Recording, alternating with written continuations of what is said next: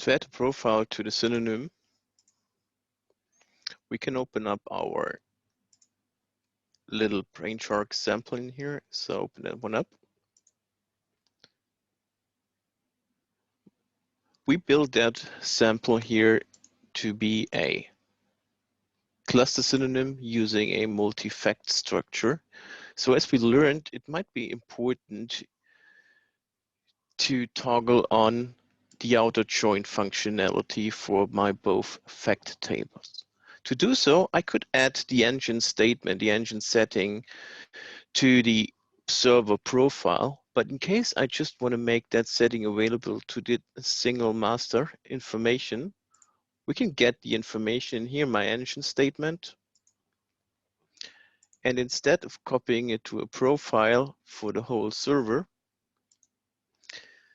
we're going to be able to create a profile that's linked only to my single synonym.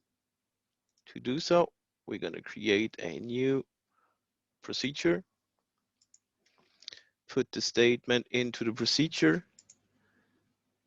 save that element. So this is going to be the Brainshark profile. Save that information. You could add whatever you want to, but keep in mind, this profile is executed whenever something happens that is based on that synonym. So whenever someone is using our newly created synonym to pull data for a filter list, to run a report, to create something in Designer, those statements are executed all the time. So it might be a good idea not to add things that cause a heavy load to that profile.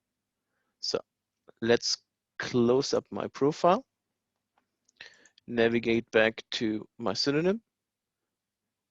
Important in here, make sure to turn on the table and column view, because you're going to find all those properties at the top level of the table column view. And there's my master file profile.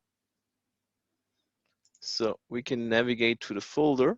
There's my Brainshark profile. I'm selecting it from here. Don't forget to save it. And from now on, that statement will be executed whenever something is querying this synonym.